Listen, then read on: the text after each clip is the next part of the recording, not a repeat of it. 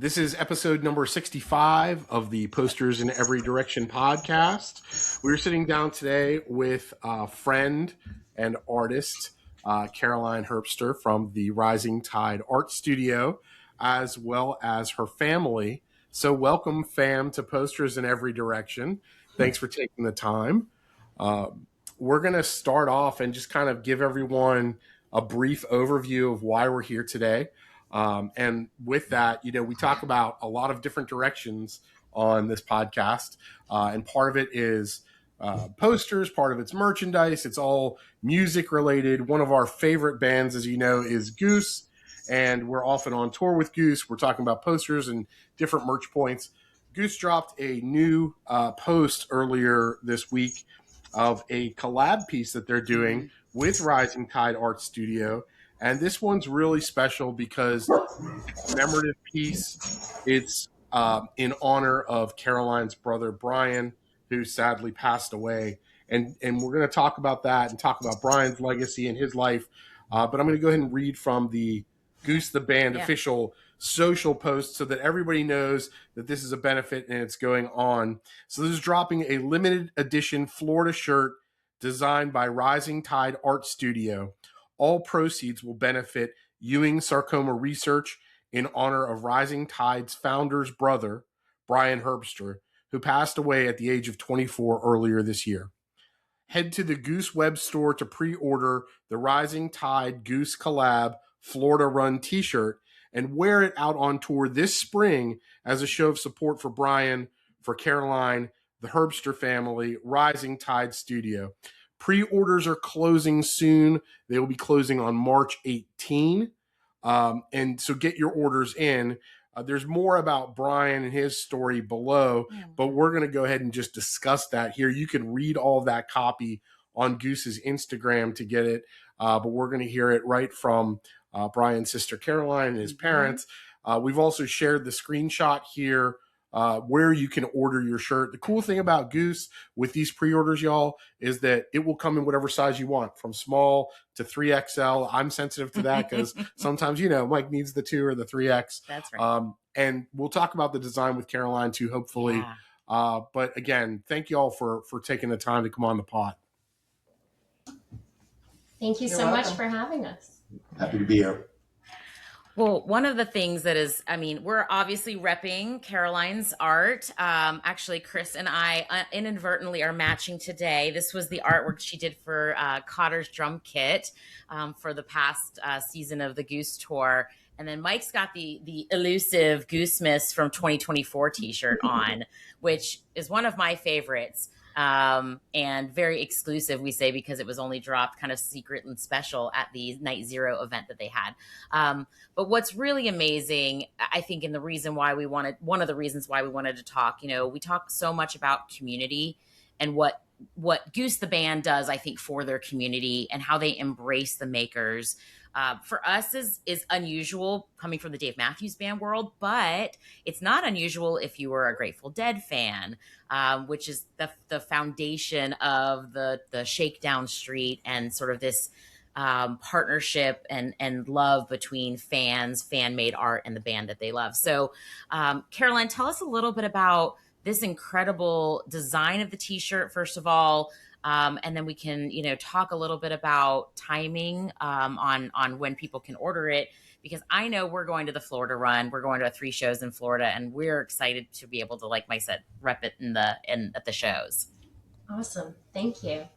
Yeah. So today we are recording on March 15th. The pre-order window closes on March 18th. So you have 3.5 days left, maybe 3 days once this airs. And the shirt design, if you're not looking at it in front of you, I'll do a little verbal explanation. It's a nice bay green Comfort Colors t-shirt. It has 6 stamps, like post stamps on the front. And it says, "Greetings from Goose Florida Tour 2026. And then each of the stamps is one of the locations that they'll be performing at.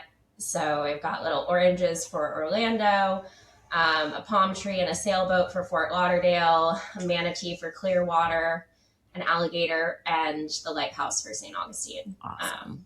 And so those just felt like iconic Florida, kind of that vintage vibe. I've been thinking about this postcard vibe for a shirt actually since Goose came for St. Augustine in 2024. Oh, wow. So I think it's been sitting in my brain and heart for quite a while, waiting to come out. And I was actually working on it prior to Brian's passing. We were planning to do, my husband Chase and I were planning to do all of the Florida tour and potentially be on lot. And this was one of the things I had in the bucket to make and sell.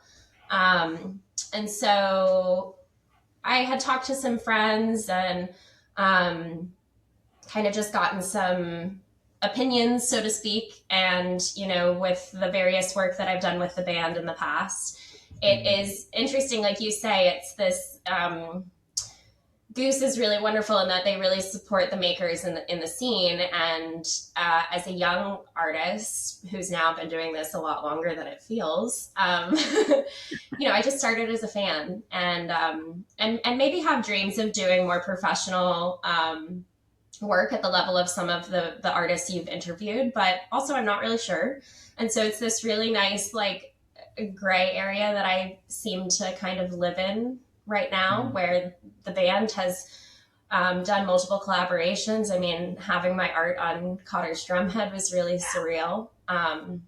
Yeah. Right? But then Like, also getting the choice to like go, you know, organize the flow downs or show up on lot. So I reached out with some gratitude for everything that they have supported me with and the opportunities that have come my way. And I shared about the passing of my brother and that it didn't seem likely that I would be going on Florida tour, and actually asked if they had time or room for me to submit a design proposal for the Florida tour. And the manager was like, well, we already have a pretty thematic take for spring and summer tours, so not really sure that what you've created would fit in there, but given the circumstances and everything you do with us, we'd love to bring this to life to support your brother. Wow. And so That's then from awesome. there, I went ahead and talked to the family, and we all felt really, I think, honored to be able to do this with the band. And we created the back together. Brian's wife picked the lyrics from Dripfield, Everlasting Tide. It's coming back just like always. That's it's really something that, you know, collectors, we love all the stuff, as we call it, but like the stuff that means something is exponentially even more when there's a story tied to it, not just attending the show, but being able to make impact by being a fan and by buying something like this t-shirt, to wear it, to talk about it. I feel like it's more than just a piece of merch. This one is like a legacy conversation that will ensure, I think, Brian's name on the tip of our tongues every time we wear this shirt. Every time someone sees that shirt, you get the opportunity to share the story or share something about him. You know, unfortunately, we didn't get to know Brian. We didn't know Brian like y'all do, and the family and the community that he lived in. But this shirt gives us that feeling like we did know him. You know, that feeling like we've got a piece of magic that we can pass along, you know? And I think that opportunity to like show your support, wear it out on tour, say, man, really wish Brian were here, wish Caroline and Chase could have made it. But, you know, things happen to all of us in life, and you just kind of have to roll with it and move forward. But this is a way that we can kind of in solidarity say, hey, you know, Team Rising Tide, we're here to represent, and, you know, share Brian's legacy and have him be there in spirit with us, even if not on the physical plane, so to speak. One of the things I noticed, I know you all in one of the posts, he was an avid sailor, loved to be on the ocean. I noticed one of these stamps is a sailboat. Yes. Yeah, in fact, I would say all of these stamps, I think, are pretty fitting for Brian, but especially the sailboat. Yeah. And I'm sure my parents would love to talk a little bit about how avid of a sailor Brian was. We have this little card right in front of us right now, Brian sailing. Oh, beautiful. We I'll just briefly say, and then if you guys want to share some more details. We grew up sailing. My parents met sailing, so we didn't really have a choice. But Brian fell in love with it really competitively, and was really avid sailor, competing as a young teenager, and then lived. We're actually recording this from Long Beach, California, where Brian lived, and Brian was an incredible youth sailing coach out here at a yacht club in Long Beach. That's incredible. Yeah. Yes, please share Chris and Lisa, because we'd love to hear some stories maybe that would, bring some joy and light. Okay, well, we met in college, and we met in college because I decided to join the sailing club. I was already a sailor. I'd been sailing since I was 10, but that's kind of unusual for a woman my age. I was always the only woman. And I went to open the door, and 25 men turned and looked at me. And I could have closed the door, but I thought, no, that's 25 guys I could date. And so and he was the one person I was not going to date. But 41 years later, we're still here. Still dating. and Way to do it. I thought to myself, well, I bet I know how to sail better than most of them. And I did. And there were only like 3 other people who are still friends of ours today that knew how to sail. Him included. Him included. And so that was how we met, and we've just always sailed. So when I was pregnant with Caroline, we only had one car, but instead of buying a second car, we bought a sailboat. and sailed. And so I sailed with Caroline until 2 weeks before I gave birth, and we took her out the first time when she was 2 weeks old. Wow.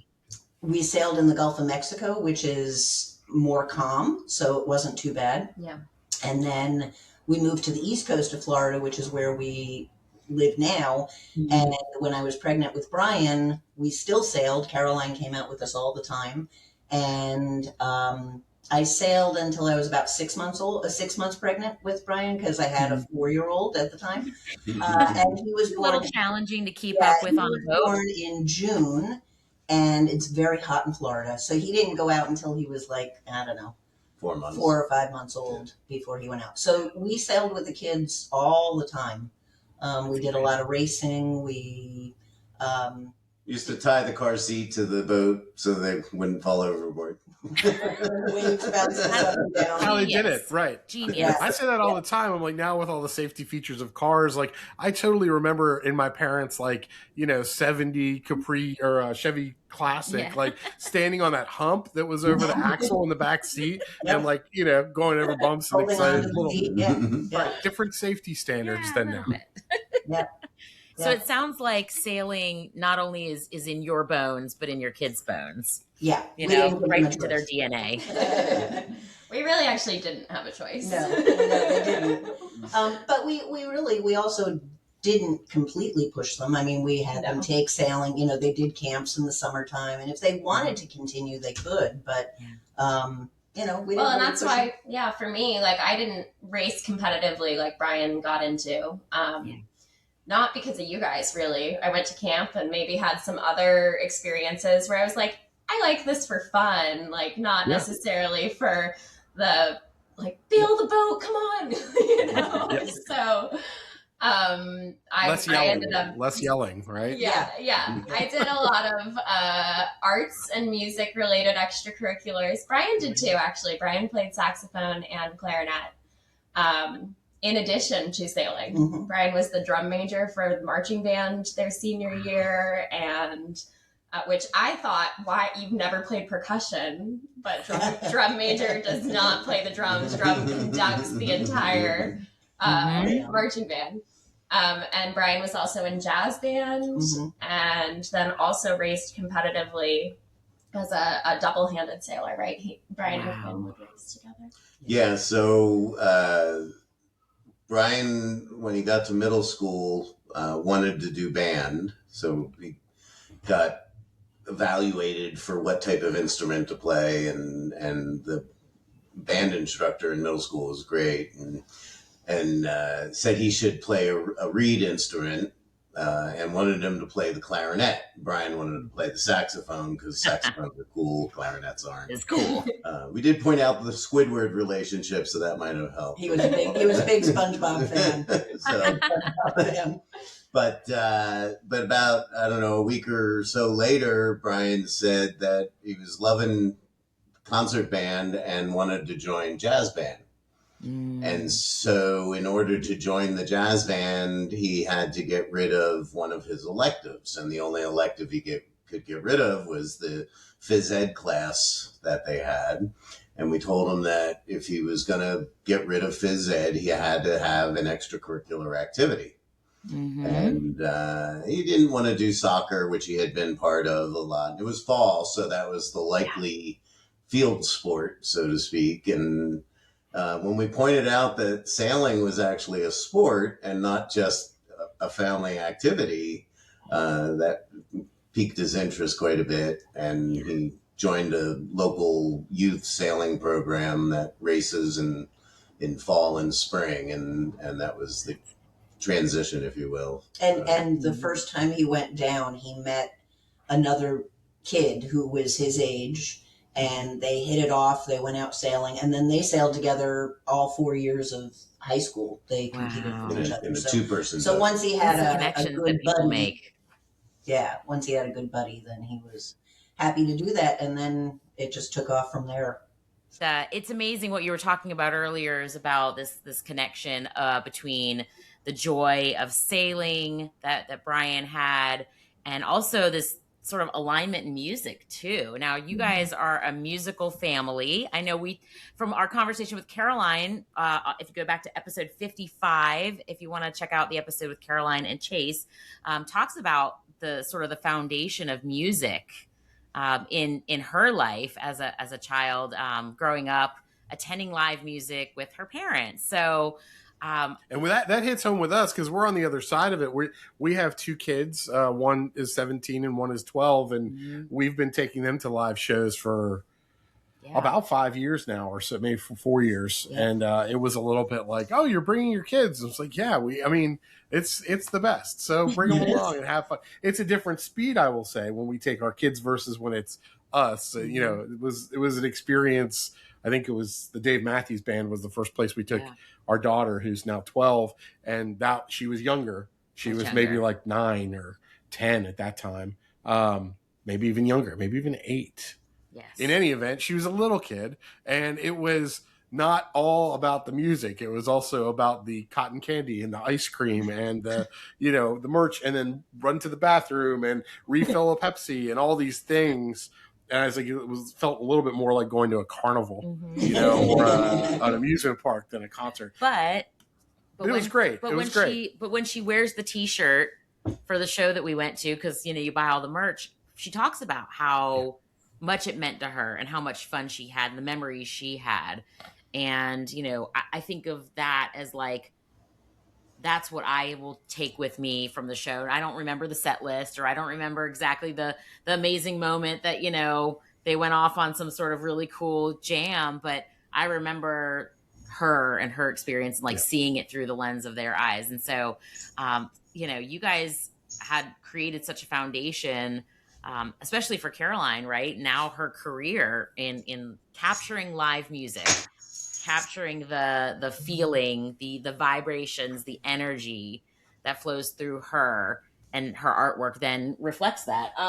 We have one of her pieces from this Soul Shine she did. We picked this up. This is actually our first piece from Caroline, but we see this moment captured and this energy. And so there's got to be some stories about bringing your kids, Brian and Caroline, to your live music, what it felt for y'all.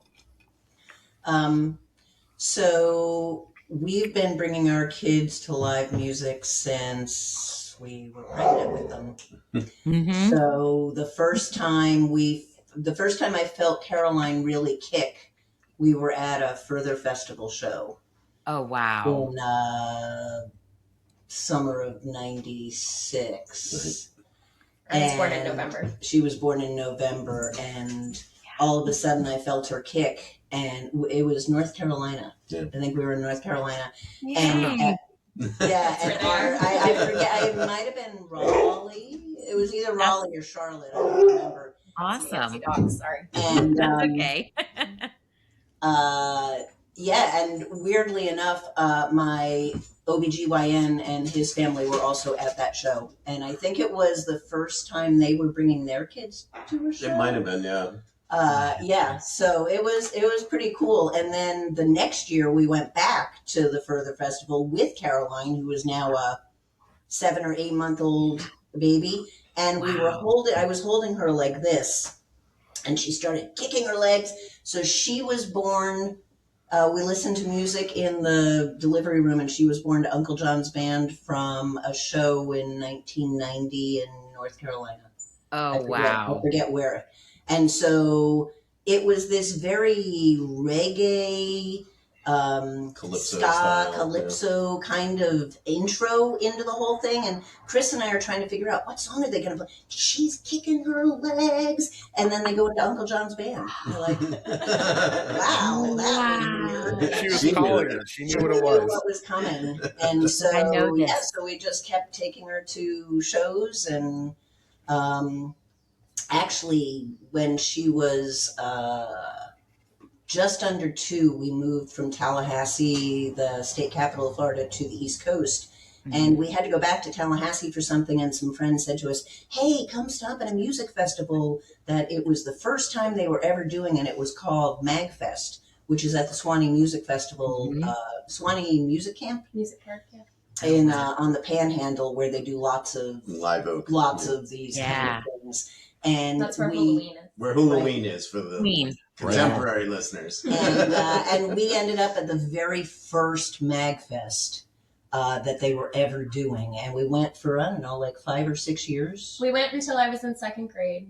So Wow. So like 7 years. 7 Kids years. were free for the first 7 years. I mean, you know. And so That's in the way to do particular, it. it was really cool because so we went for a couple of years before Brian was born, and Caroline was just the little hippie chick with her little dresses, and she would go over and hang out with Scramble Campbell, who was a live music artist who's now out at Red Rocks, and she would just stand there and watch them.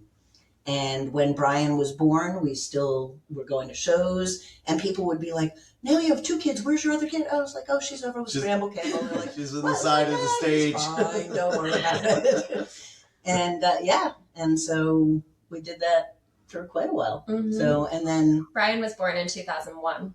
right. So And then you were talking about taking your kids to Dave Matthews. So we're big Dave Matthews fans also, and took the kids to see him in West Palm in 2009. Okay. And Brian was 8. And that was our first like concert. Yeah. that was your first Dave Matthews concert. Yeah, but like we had this gap kind of from MagFest until That was our first non-festival family outing. yeah. Okay. Wow. Was the Dave Matthews Band in West Palm Beach? Yeah, Yeah. but the thing that we talk about more is we had lawn seats because we had 2, Brian was 8, Caroline was like 12.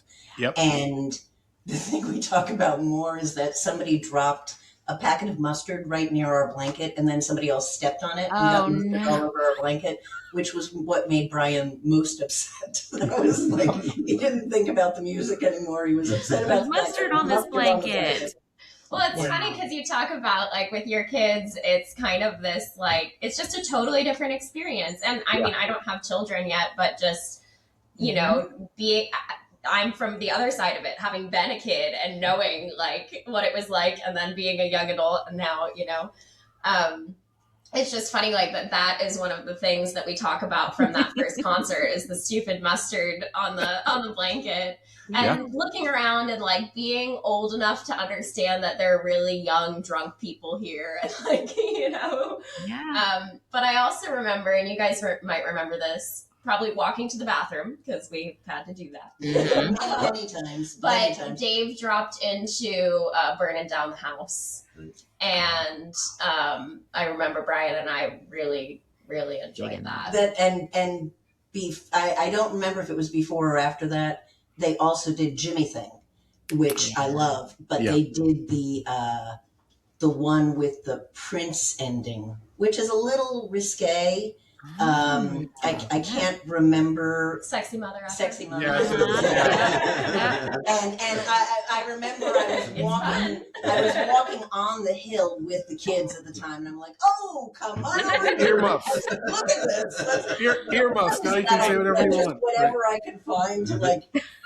I figured Caroline was listening to the words. I didn't know if Brian was or not. Yeah. But every once in a while, there are things like that you're like, oh, let's just look over here instead. So, Caroline was kind of fascinated by the high schoolers who were up at the very top, throwing up off the Stumbling. side. Oh.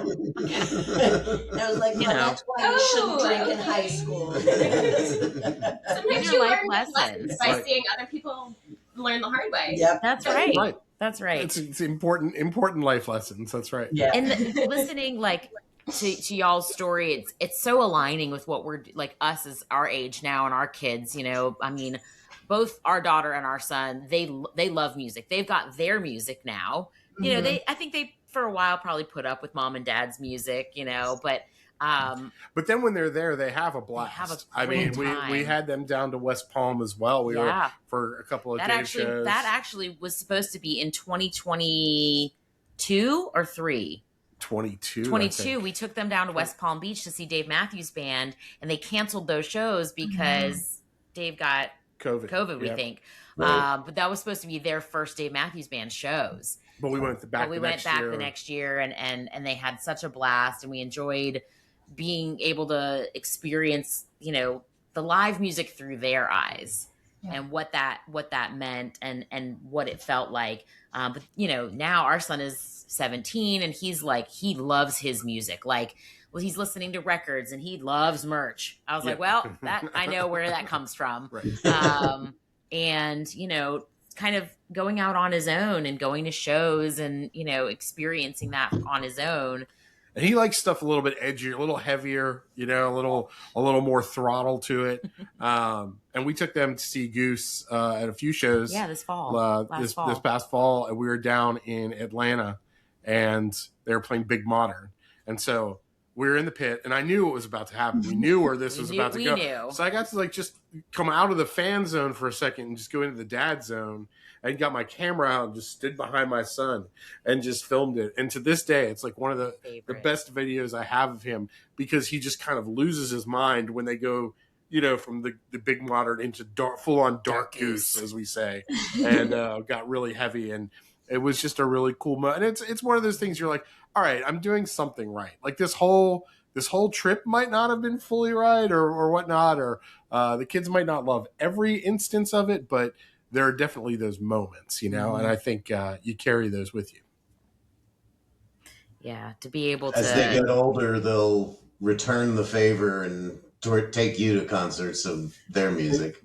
Fingers crossed, right? Yep. I think that's such a cool thing to be able to then, you know, we love music. We're old, you know, we get as older we get, I think the more it's important for us to like keep living life and experiencing the music that we love. But then, you know, we're like, you kids don't have a choice. You're coming with us. They love it. They have a great time. But I'm really curious to see down the road, like what it would be like if, you know, our kiddos are like, hey, we want to take you to a show of a band that we love that like is filling our cup up. That just feels like, I don't know how I would. I might be scared because of some of the things that Caden depends on which kid takes it. But it's really like, so hearing, you know, from Chris and Lisa, you know, the parents are taking, you guys are enjoying the show as well because it's music you love. But like Caroline, you now have those memories and that experience. Like how, I mean, are you appreciative? Are you grateful, right? To have that? Yes, incredibly. And intrinsically, I think like, I was never, maybe growing up in Florida helped my case. Like we're living out in California right now.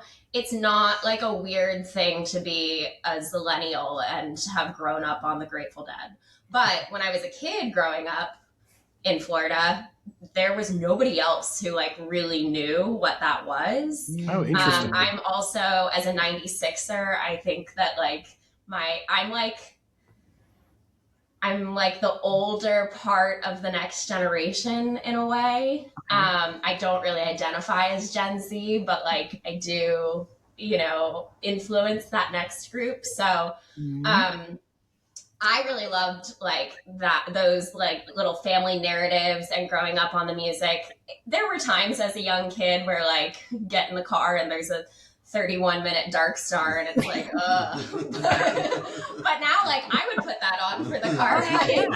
So I think also being born to music is like, it just kind of embedded that frequency in my nature, so to speak. And, we talked on the other episode that you had me on last year about how I feel that energy move through me. And I think that's something a lot of people who are into music at the level we are feel. It's a vibration.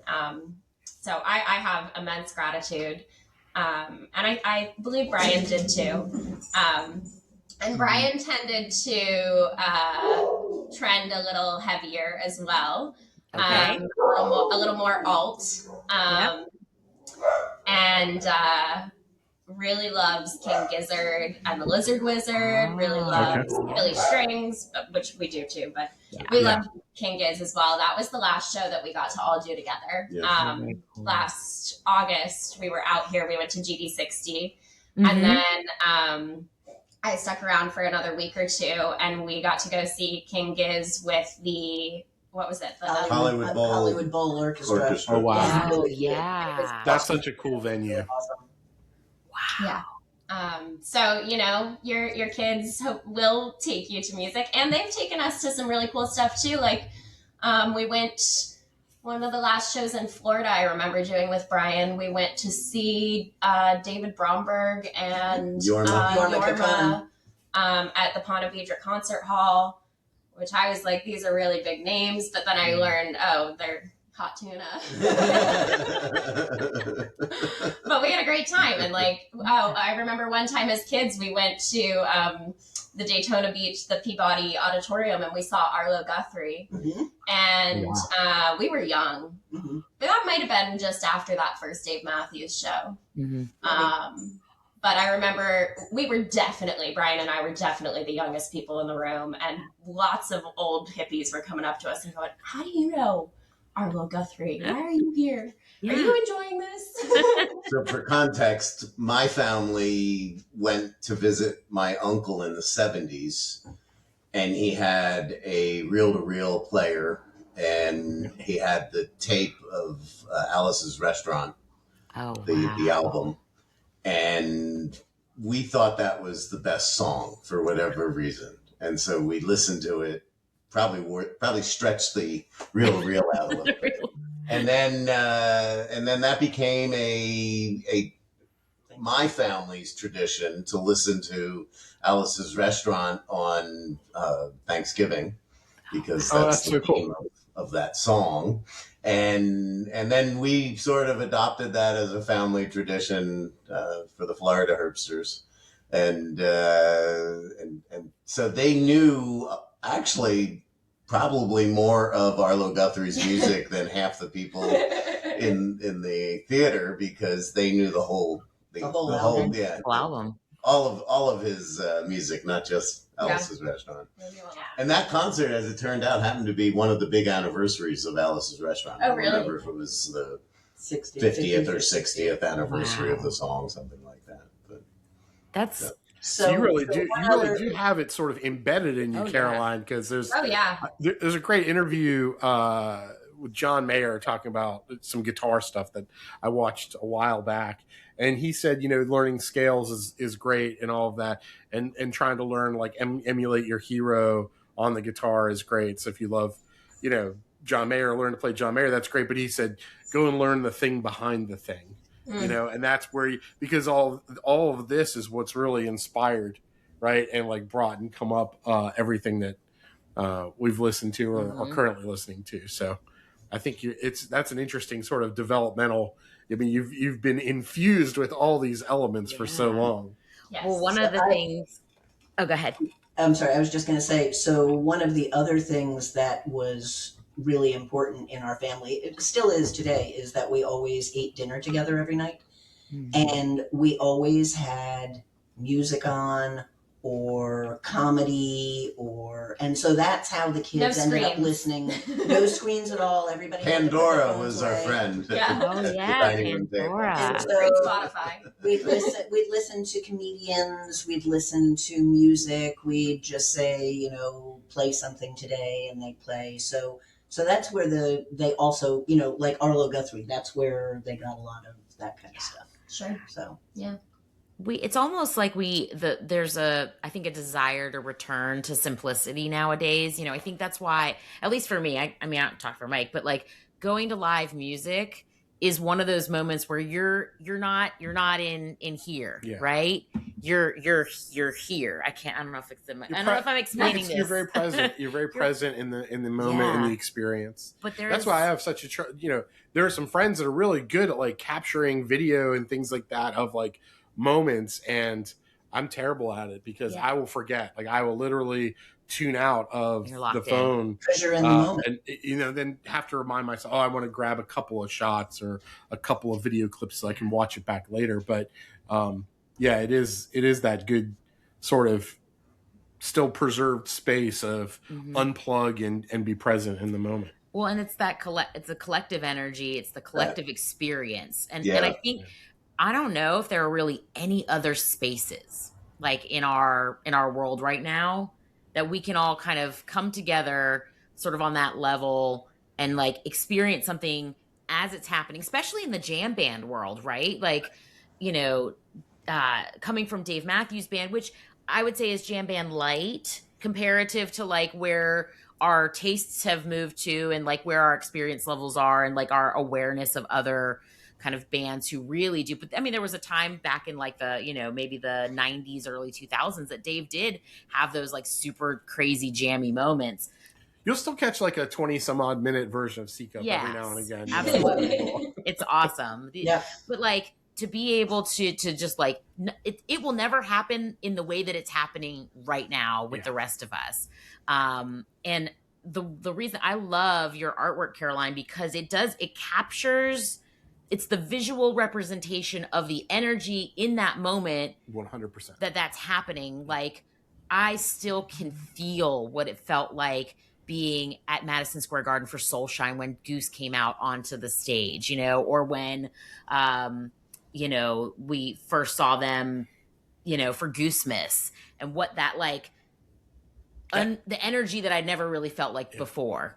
Yeah. Soulshine was a mind-bending experience for a bunch of reasons, but like to see those guys get to take the stage at MSG, which is sort of their, you know, it's in their backyard for the first time. And you know, I mean, if you know, you know, if you're following Goose, you know, they're fans of Fish, they're fans of Dave, they're fans of the Dead. They grew up on this music played by these legends in this legendary space, and now here they are getting up on stage for the first time. Not only that, and they playing their songs, but then they're bringing out like Tedeschi Trucks and Robert Randolph and Dave Matthews, you know, to top it all off. And it's just like, what? And there you are in the audience, Caroline, and you're taking that in like we all are, but then you've got like creative output from it, memorializing it in a way that just.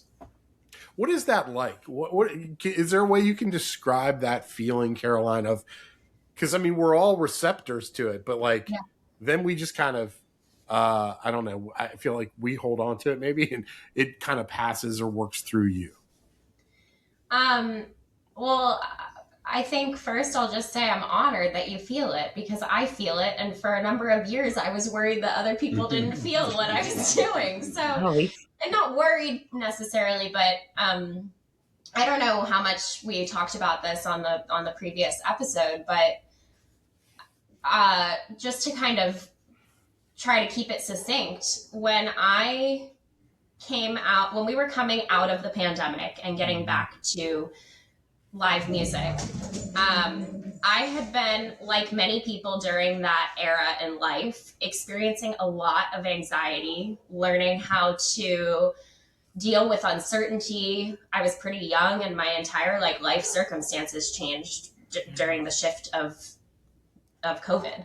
So it was kind of this dual, like, it opened my world to new opportunities for me to be pursuing what I'm doing now with my work.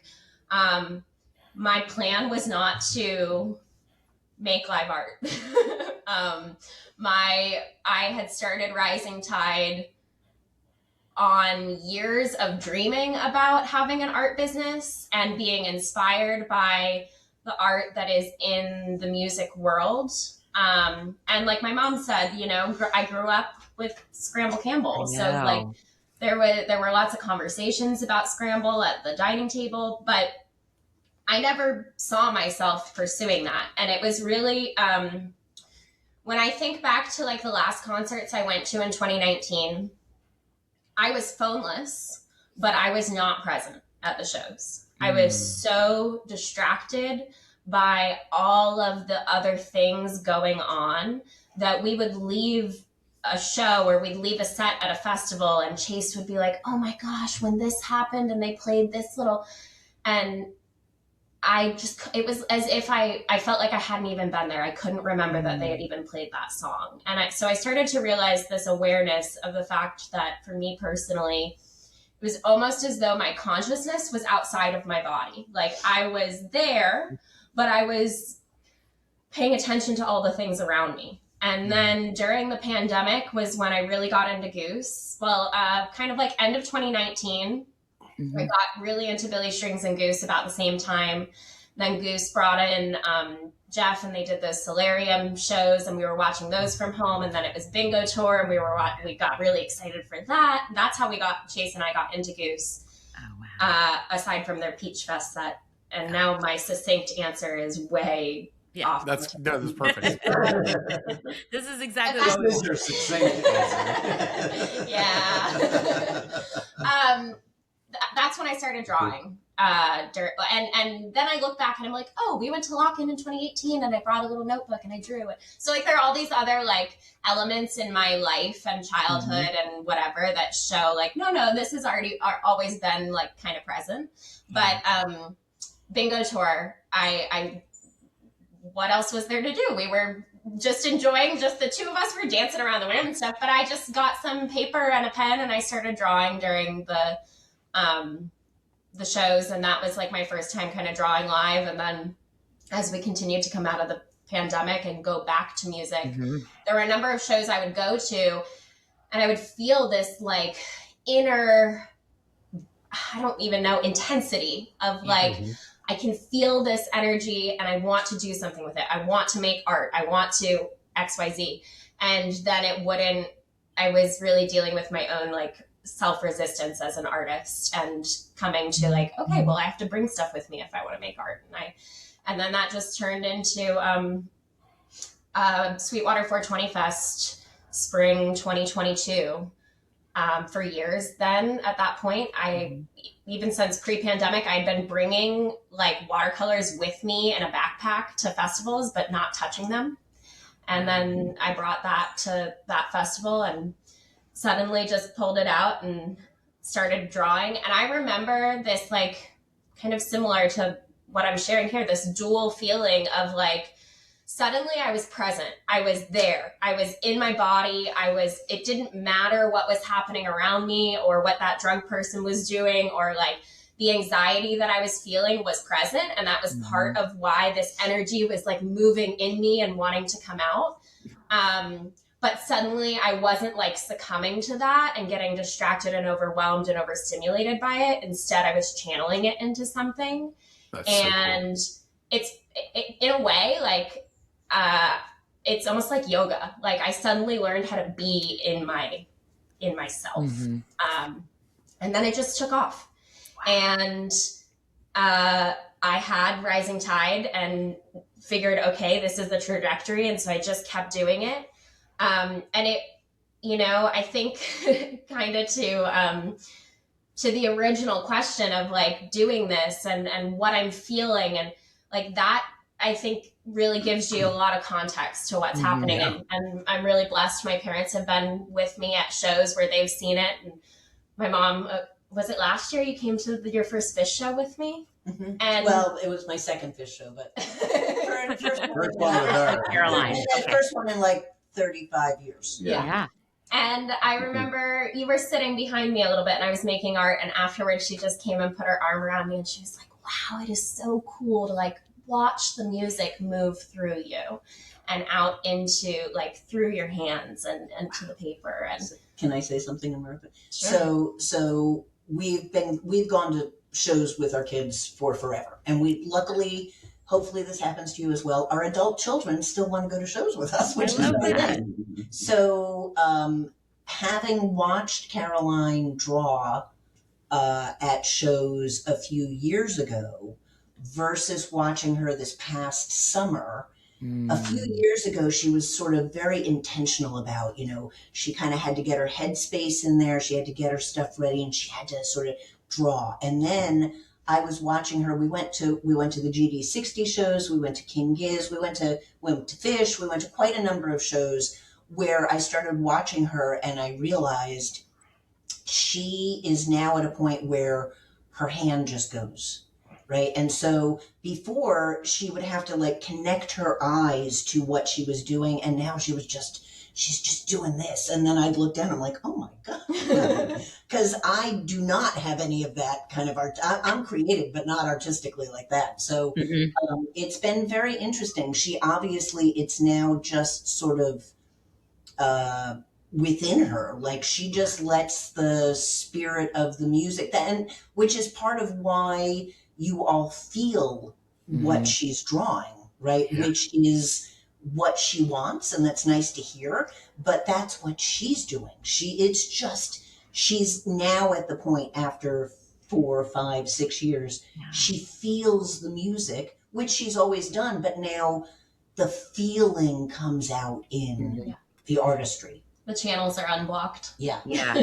Yeah. I just It's really cool to watch. Yeah, I literally just saw something today. It was an old video of David Bowie talking about being an artist. I don't know if you guys saw it. It recently came out. Like somebody was posting it and somebody reshared it, but it was David Bowie talking about if you want to be an artist, like you need to do what you love. Don't do what you expect other people to do. And then he said, if you're in a space that feels comfortable, then that's the wrong space for you.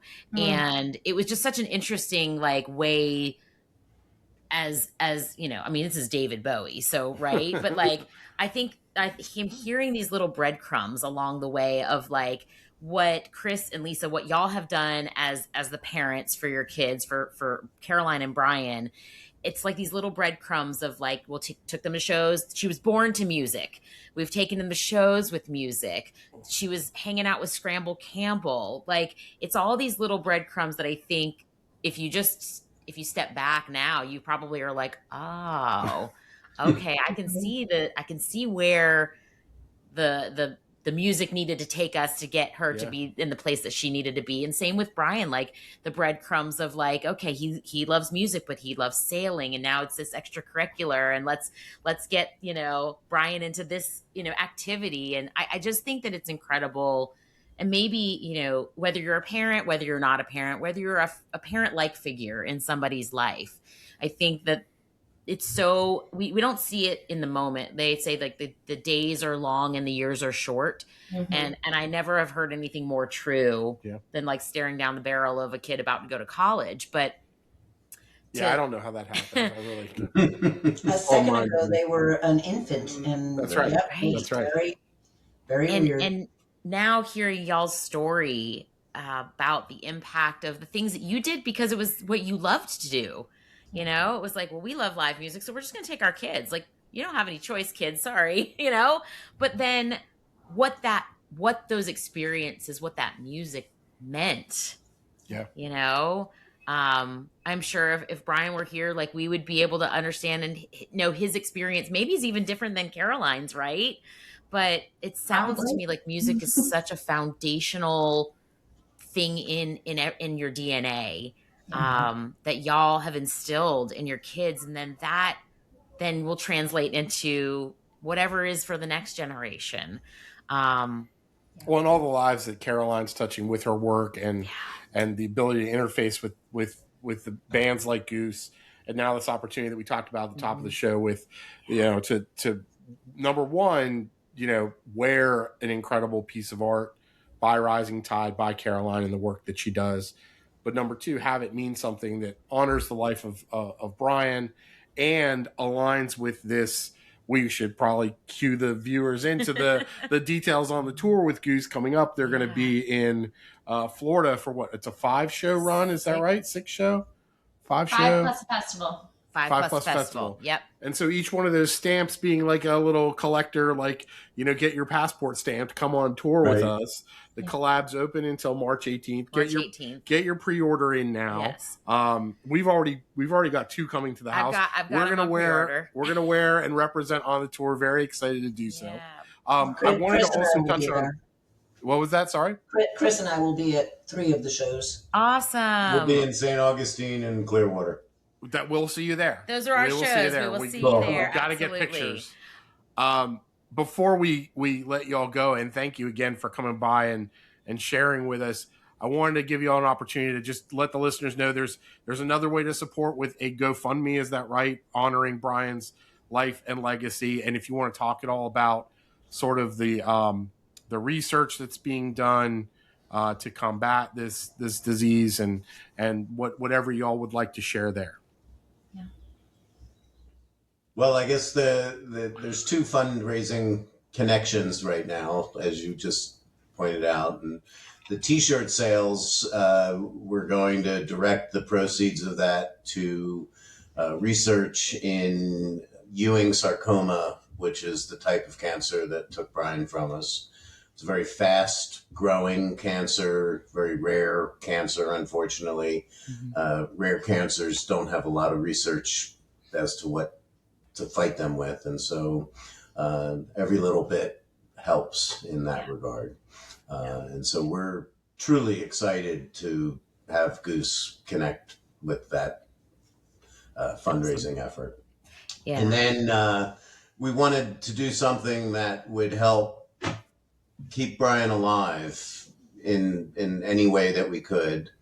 And so we've already started collecting funds, and we're in the process of creating a nonprofit organization to support youth sailing, both in the Daytona Beach area where Brian started sailing, and also here in Long Beach, California, where we are now, where Brian was a youth sailing instructor, coach, mentor, all of that.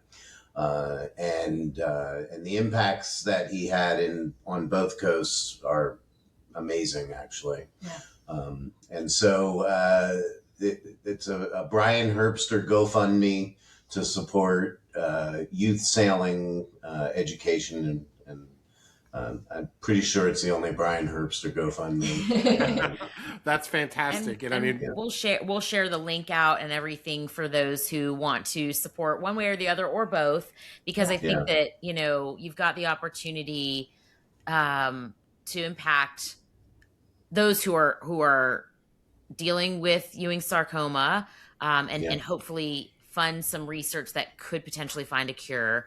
But then also for those who have a love of sailing and maybe who don't have resources or, the ability to do that on their own. I'm sure it is, it's a sport that I think probably can teach so many different lessons in so many different ways about not just going out on the ocean and learning how to, do the things with I don't know how to sail, but I envision ease the sheet.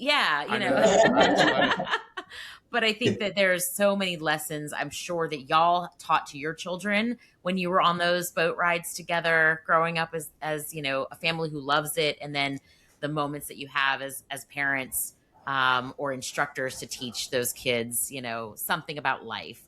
So we are just really honored to be able to have spent some time with y'all, to feel a little bit closer to Brian, to get to know, who he was as a human, as a person, to impact so many lives in so many different ways.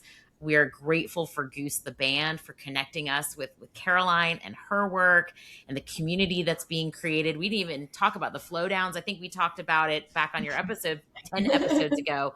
But, you know, knowing what that means to us as fans, to be able to support those who are doing work that, again, just changes our world in ways that, you know, we didn't know we needed. But we are really, really grateful for the Herbster family to join us on today's episode. And if you feel, you know, you're listening and you're feeling compelled to support, check out the links. We're going to share them, you know, on the episode. And then also to support Caroline in her artwork going forward over at Rising Tide Art Studio. We know that that means a lot to us in the community, to keep artists doing what they want to do. And actually, it's funny, I said to Mike, we brought over some of your artwork, but I have a big poster here. And I was like, well, that just means we need a Rising Tide Art Studio Goose poster. 18 by 24. Yeah, 18 by 24. So we'll manifest that for 2026 if that's something that you want to do. But we are just so grateful. Thank you so much, Chris and Lisa and Caroline, for joining us today. And Thank you very much. Appreciate it. Can't wait to see y'all on the road. Caroline, we'll see you soon. But Chris and Lisa, we'll see you guys in Florida. We'll see them in Florida. Yep. And Give you hugs then. And I'll just kind of share here too, for anyone who is interested in donating, especially to the GoFundMe. We have a mutual friend, Mike and Erica, Susan Klippel, who is a friend of ours back from our hometown, who then got really into Dave Matthews. That's how you guys met. Yeah. And she really wanted to support Brian's memory and support our family. So she is doing a Goose summer ticket giveaway. That's right. For, I believe it's Raleigh and SPAC. If you donate to the GoFundMe and fill out her Google Doc, she's going to do a giveaway of those tickets. That's amazing. And then also, if you guys don't mind, just to end on, I really want to honor Brian. I know, like, you know us through Rising Tide, and I'm so honored that we get to talk a little bit about Rising Tide, but I really want to kind of leave with this energy of Brian. And, like, we could have talked so much more about Brian. Yeah. And Brian was really just such an incredible individual, really, really kind and compassionate and thoughtful, and did things with such love and intention, and sadly was not able to get to a Goose show with me, especially living on the West Coast. Brian and their wife Emma tried a couple times to get to some shows, and it didn't quite happen. And but Brian would always stream the shows, and I thought about not going to Goosemas so that I could come out here to be with Brian. And we had a phone call where Brian was just like, no, please go. Like, you need to go be at the Flow Down. You need to celebrate all the work you've done. You deserve to go do all that.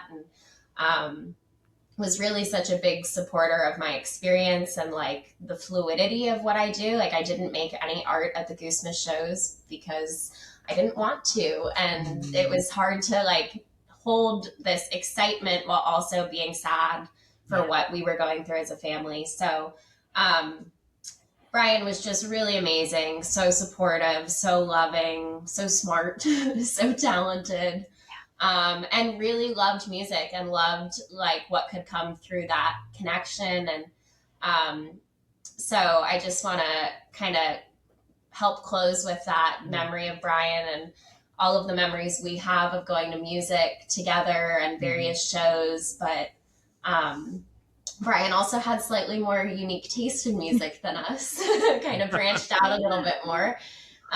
There's a really cool playlist that Brian has on Spotify called I'm Just Vibin Man. It's Brian.herb is the account. And it's like 17 hours of some of Brian's favorite, more alt kind of music. Brian really loved Billy Strings, King Giz, Flip Turn, which is a Florida band, Tosh Sultana, Portugal the Man. When Portugal the Man played Halloween, Brian was like, you have to go be at that scene. Yeah.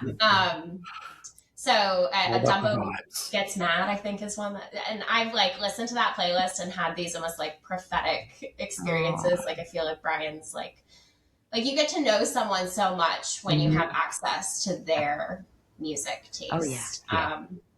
So I just want to leave with that like as incredible that this is, that we get to do this with the Goose community, which is is kind of my jam, and I brought the family into it, and Brian was into it, it's also like so much more far reaching than that. And I'm just so grateful that we're able to talk about my brother and keep their energy alive. And thank you guys so much. I was gonna ask you, if there was something you could share that was like Brian's favorite, music or a show that they love to watch.